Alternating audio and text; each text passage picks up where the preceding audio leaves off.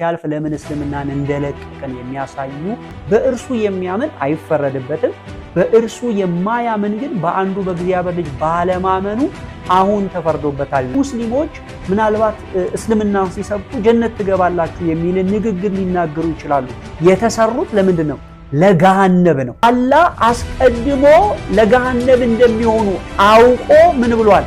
ወስኗል ይለናል። አላህ ነው እነሱን ኃጢአት ምን የሚላቸው የሚያሰራቸው። አይሻ ሆይ ምናልባት እንዲህ አይሆንም፣ አላህ ለጀነት የሚሆኑ ሰዎች እነሱ ገና በአባቶቻቸው ወገብ ውስጥ ሳሉ ፈጠራቸው። እኔኖችም ከሰዎችም ለገሃነም በእርግጥ ምን አለ ፈጠርን።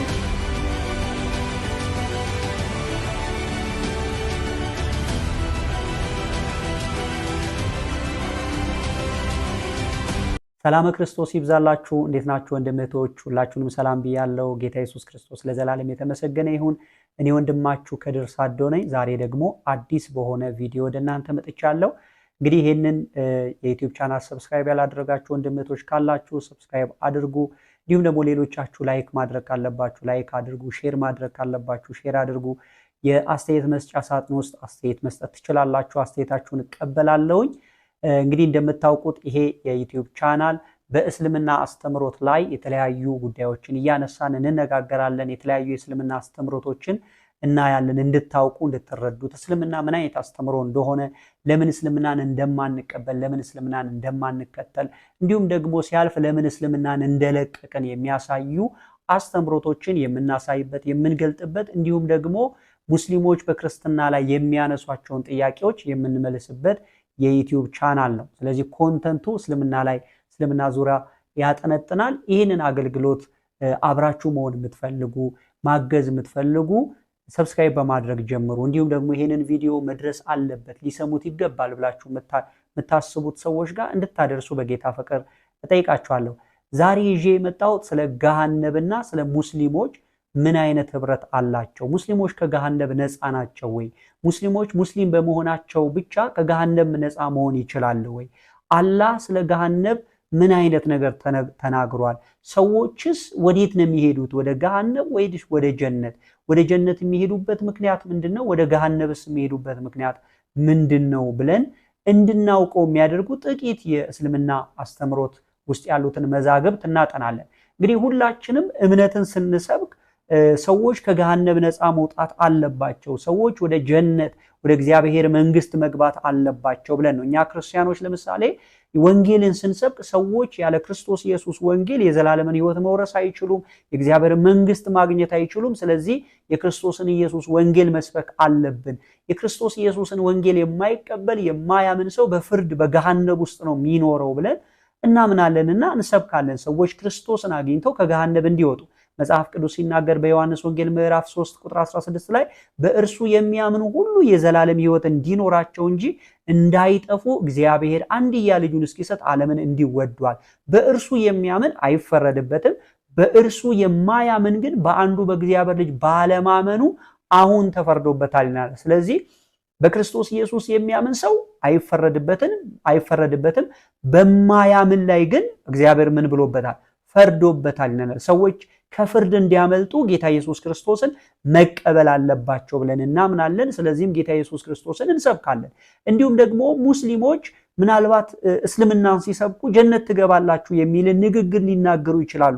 ነገር ግን የእውነት እስልምና ጀነት ያስገባል ወይ የሚለውን ነገር ዛሬ እንመለከታለን።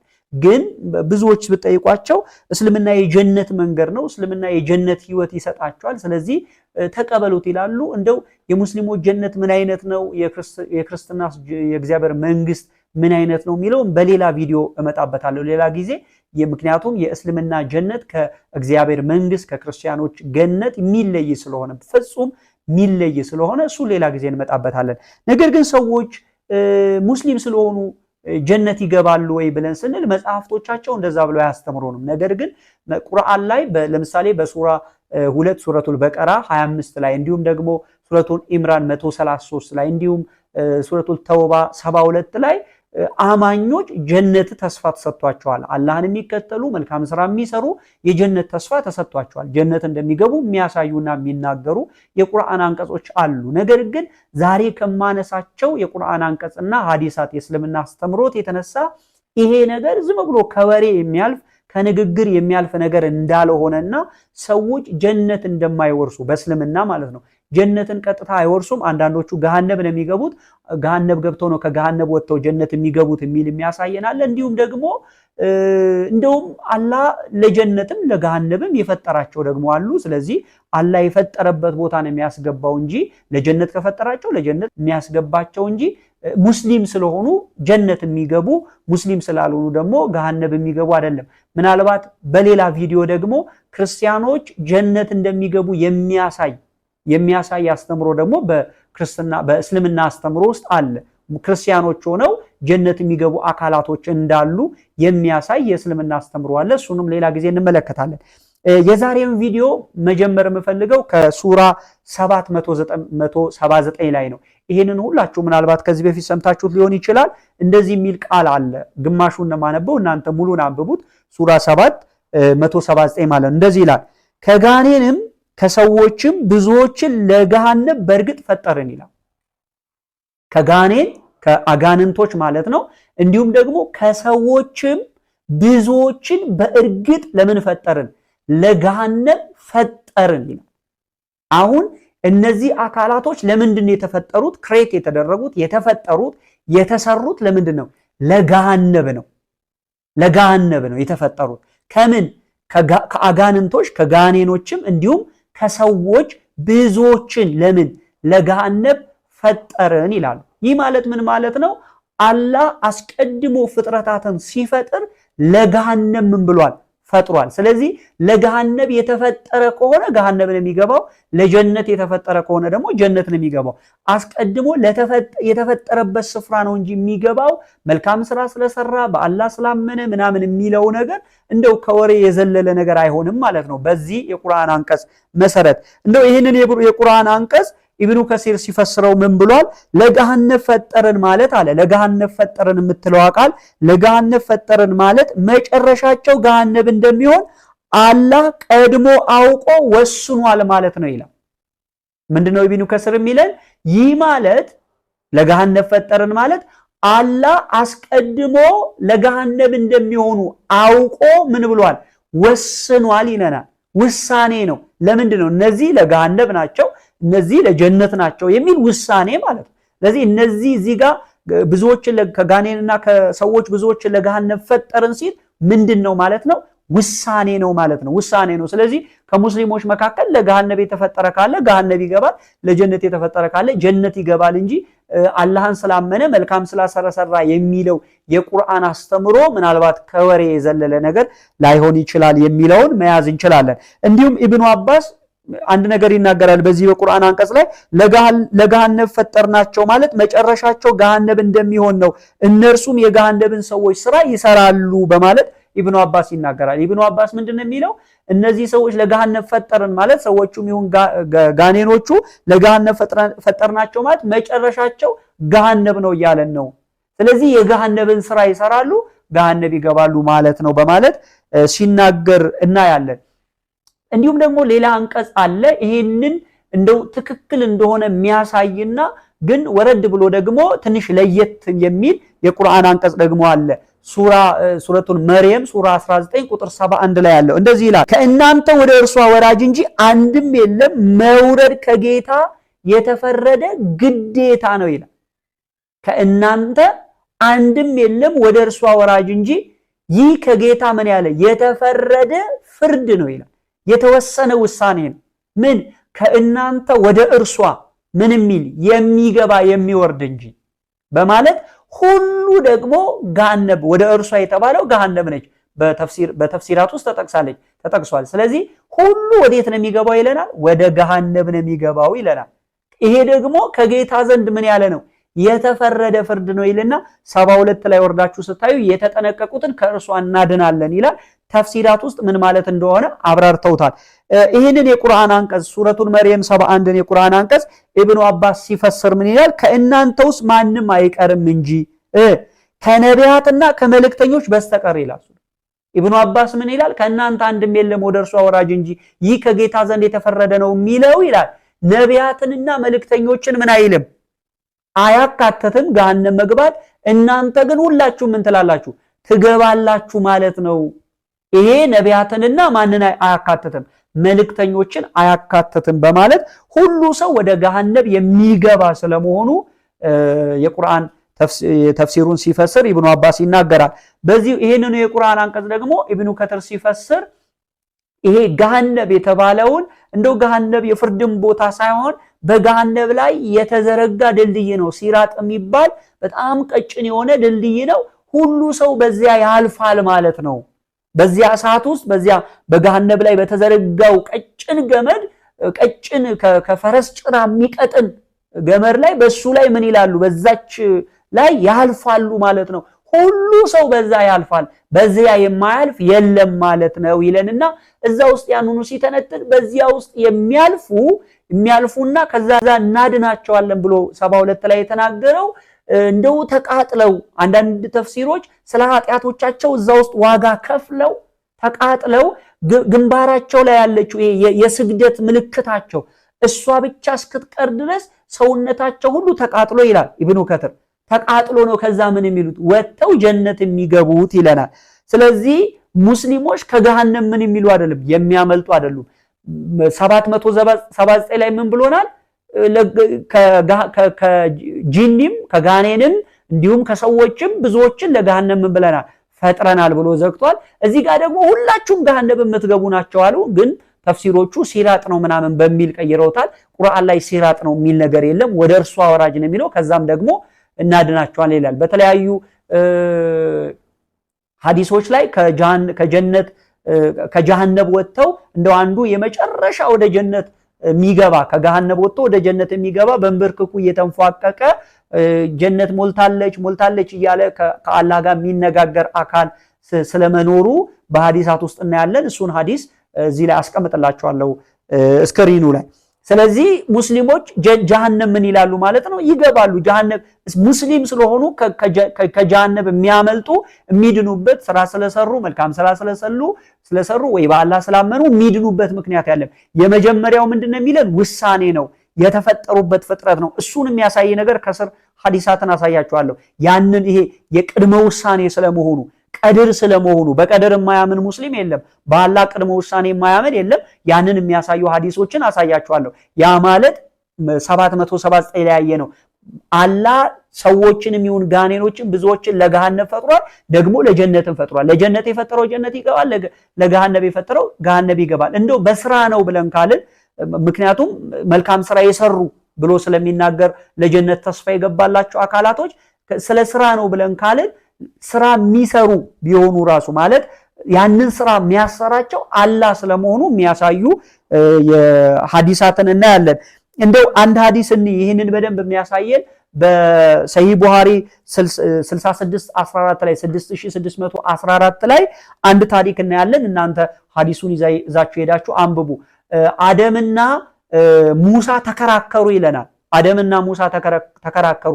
ምንድነው የተከራከሩት? አደም ሙሳን ከሰሰው። ምን ብሎ? አንተ ኃጢአት ባታደርግ አንተ ያችን አትብላ የተባልከውን ባትበላ ኖሮ እኛ ጀሃነም ባልገባን ማለት እንደው ከጀነት ባልወጣን ነበር። ከጀነት ባልወጣን ነበረ። ያቺ ብላ የተባልካት አትብላ የተባልካትን ስለበላህ ነው እኛ ከጀነት የተባረር ነው ከጀነት የወጣ ነው የሚል ክስን ለአደም ያሰማል። ከዛ አደም እንደዚህ ይለዋል። ሐዲሶቹን አስቀምጥላችኋለሁ። ይሄ እኮ እኔ ፈልጌ የበላሁት ሳይሆን ከመፈጠሬ በፊት እንደው አንዳንድ ሐዲሶቹ ከ40 ዓመት በፊት ይላል። ከ40 ዓመት በፊት ምን የተባለብኝ ነው? የተነገረብኝ ነው፣ የተቀደረብኝ ነው፣ የተወሰነብኝ ነው፣ የተጻፈብኝ ነው። ስለዚህ እኔ የተጻፈብኝን ነገር ነው የፈጸምኩት። በዚህ ነገር እኔን ትከሰኛለህ ብሎ ሙሳን ይከራከረዋል አደም። ሐዲሱ ምን ይላል? አደም ሙሳን አሸነፈ። አደም ሙሳን በክርክሩ ምን አለ? አሸነፈ። ትክክል ነው ማለት ነው። የተቀደረበትን ነገር ነው የኖረው። ስለዚህ ሙስሊሞች ዛሬ የሚኖሩት ማንም ሰው ይኖራል ብለው የሚያምኑት የተቀደረባቸው የተጻፈባቸው ሳይፈጠሩ በፊት በእነሱ ህይወት ላይ የተጻፈባቸው ነገር ይሆናል ነው እንጂ እነሱ በፈቃዳቸው የሚያደርጉት ስለሰሩ የሚወርቁት ይለገል። ኃጢአትንም እንኳን የሚሰሩት እነማን ናቸው? እነሱ ራሳቸው ሳይሆኑ አላህ ነው እነሱን ኃጢአት ምን የሚላቸው የሚያሰራቸው። ይሄንን የሚያሳዩ በጣም ብዙ የሐዲሳትን የሙስሊም መዛግብትን ማሳየት እችላለሁ። ዛሬ ግን እሱ አይደለም ርዕሴ። ሌላ ጊዜ ምናልባት በሱ ልንገናኝ እንችላለን። እንዲሁም ደግሞ ይሄንኑ ሐሳብ ሄዳችሁ ታያላችሁ። በሰሂህ ሙስሊም 2652 ላይ የአደምንና የሙሳን ክርክር ታያላችሁ፣ ምን ብሎ እንደሚናገረው ማለት ነው። ያንን ከ40 ዓመት በፊት የተቀደረብኝ የተጻፈብኝ ነገር ነው ያደረኩት እንጂ እኔ አዲስ ያደረኩት ወይ ደግሞ ራሴ ያደረኩት ነገር አለ አስቀድሞ የተጻፈብኝ ስለሆነ በዚህ ልትከሰኝ አይገባህም ልትወቅሰኝ አይገባህም ብሎ ሲናገረው እናያለንና ይሄንን ሐዲስ ሄዳችሁ ማየት ትችላላችሁ። እንዲሁም የመጨረሻ አንድ ሐዲስ ላሳያችሁ። ሰሂህ ሙስሊም 2662 ሲ ላይ ሰሂህ ሙስሊም 2662 ሲ ላይ አንድ ታሪክ እናያለን። እናንተ ሐዲሱን ስነግራችሁ ሄዳችሁ አንብቡ። አንድ የሙስሊም ቤተሰብ ህፃን ይሞታል። በሚሞትበት ጊዜ እንግዲህ ሌሎች ሐዲሶችም አሉ ይሄን የሚያጠናክሩ ሙሐመድ በአስክሬኑ ላይ እንዲጸልይ ወይ ደግሞ ሰላትን እንዲሰግድ ይጠራል። ሰላት እንዲሰግድ ሲጠራ ይሰግዳል። እንግዲህ ያንን ያደርጋል። በዚያን ጊዜ ትንሽቱ የሙሐመድ ሚስት አይሻ ማለት ነው ትደሰትና እንዲህ ትላለች፣ ይህ ህፃን ከጀነት ወፎች መካከል አንዱ ነው በማለት እንደተደሰተች ስትናገርና እንደዚህ አይነት ንግግር ስትናገር ነብዩ ሙሐመድ ይቃወማል። ይህን ነገር እንደዚህ ማለት አትችይም ይላል። እንዲህ ላንብብላችሁ። የአላህ መልእክተኛ ወይ ይህ ልጅ ምንም ኃጢአት ያልሰራ እና የኃጢአት ዕድሜ ያልደረሰ ስለሆነ ከጀነት ወፎች አንዱ የጀነት ወፍ ነው ብላ ደስ አላት ይላል። እንግዲህ ኃጢአት አልሰራም ማለችው ሙሐመድን፣ እንዲሁም ደግሞ ኃጢአት የሚሰራበትንም ዕድሜ አልደረሰም ብላ ደስ ስትል እርሱም እንዲህ አላት አይሻ ወይ ምናልባት እንዲህ አይሆንም። አሁን ይሆናል አይደለም፣ ምናልባት ግን እንዲህ አይሆንም። ምናልባት አይሆንም እሱ ጀነት አይገባም ሳይሆን ምናልባት እንዲህ አይሆንም ማለት ይሄ ትምህርት እንግዲህ ከላይ የነገርኳችሁ ነገር የሚያስረግጥ ነው። ይሄ የሙሐመድ ንግግር ማለት ነው። እንዲህ አይሆንም አላህ ለጀነት የሚሆኑ ሰዎች እነሱ ገና በአባቶቻቸው ወገብ ውስጥ ሳሉ ፈጠራቸው። ለገሃነም የሚሆኑ እንዲሁም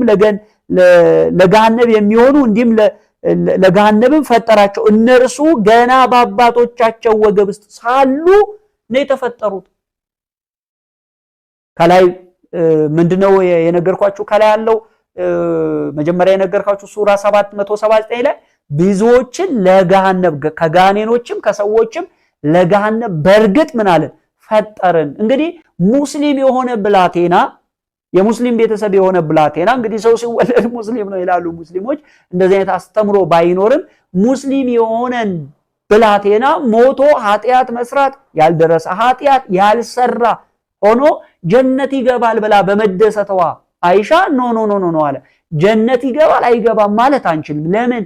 አላህ ገና በአባቱ ወገብ ሳለ ለጀነት ይሁን ለገነት እሱ ነው የሚፈጥረው። ስለዚህ እንዲህ ላይሆን ይችላል በማለት ይሄንን አስቀድሜ የነገርኳችሁን አስተምሮ አጸናው። ሙሐመድ አጸናው። በምንድን ነው? ለገሃነም ሊፈጠር ይችላል፣ ለጀነት ሊፈጠር ይችላል። ስለዚህ ብዙዎች ሙስሊሞች ሆነው ራሱ ለገሃነም ሊፈጠሩ ይችላሉ። እስልምናቸው አያድናቸውም የተፈጠሩት ለገሃነም ከሆነ። ምንድነው የሚለው ሐዲስ ላይ ታዲያ በዚህ ነገር እንዴት ነው ምን ብሎ ያስተምራሉ ብላችሁ ሙስሊሞችን ከጠየቃችሁ እንግዲህ ለገሃነም የተፈጠረ ከሆነ መጨረሻ ላይ አስቀምጥላችኋለሁ ይሄንንም ሐዲስ መጨረሻ ላይ ለገሃነም የተፈጠረ ከሆነ ለጀነት አንድ እርምጃ ሲቀረው የጀሃነብን ስራ ይሰራና ጀሃነብ ይገባል። ለገነት የተፈጠረ ከሆነ ደግሞ ለጀሃነብ አንድ እርምጃ ሲቀረው የጀነትን ስራ ይሰራና ወደ ጀሃነብ ይገባል ብለው ነው እንጂ የሚያምኑት አላህ አስቀድሞ ነው ይሄንን ምን ያለው የወሰነው።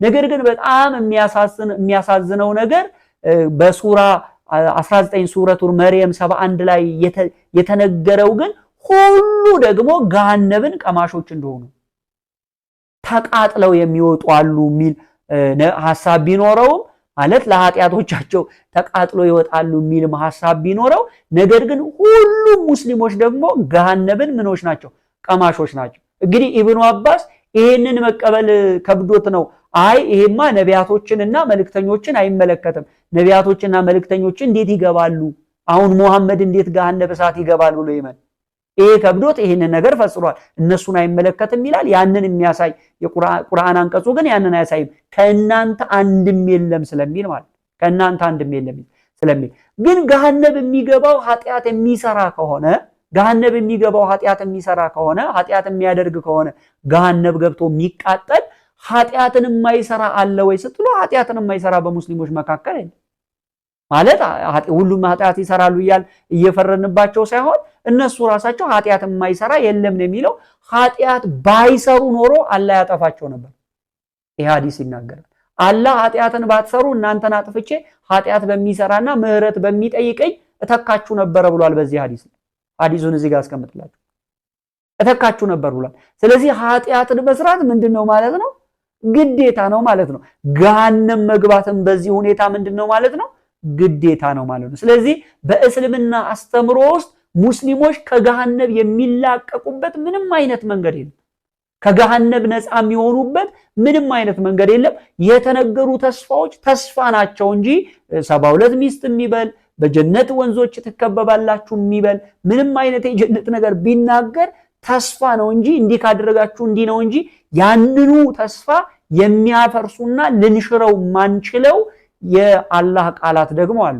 ሊሻሩ ማይችሉ ማንንም ሰው እንደዛ ማለት አይችልም ለዛ ነው አንድ ሙስሊም ጀነት ትገባለህ ወይ ብትሉት በፍጹም አይነግራችሁም እገባለሁ ብሎ ለምን አላህ ያቃል ነው የሚለው ለምን ቀድር ነው የሚያምነው እንጂ እኔ ጀነት እገባለሁ የሚል ትምከት የለውም እኛ ግን ኢየሱስ ለዘላለም ጌታ እኛ ግን በልጁ በኢየሱስ ክርስቶስ ካመንን የጀሃነም ፍርሃት የለብንም የእሳት ፍርሃት የለብንም የሰዓት ፍርሃት የለብንም በልጁ በኢየሱስ ክርስቶስ የሚያምኑ ምን አይልባቸውም አይፈረድባቸውም ይላል ስለዚህ ሙስሊሞች ይሄ የተነገራችሁ መጽሐፍ ይሄ የተነገራችሁ አስተምሮ እናንተንም ከገሃነብ የማያድናችሁ ስለሆነ ነፃ የማያደርጋችሁ ስለሆነ እንደ እውነትን መርምራችሁ ነገርየው ተረት ቢሆንም እውነትን መርምራችሁ ከጌታ ከኢየሱስ ክርስቶስ በቀር ወደ ዘላለም ሕይወት እንደማትገቡ እውነትን መርምራችሁ ከዚህ ከሐሰት ትምህርት ለገሃነብ ከሚያዘጋጃችሁ ከዚህ ከውሸት ትምህርት ነፃ እንድትወጡ የመጨረሻ መልእክቴ ነው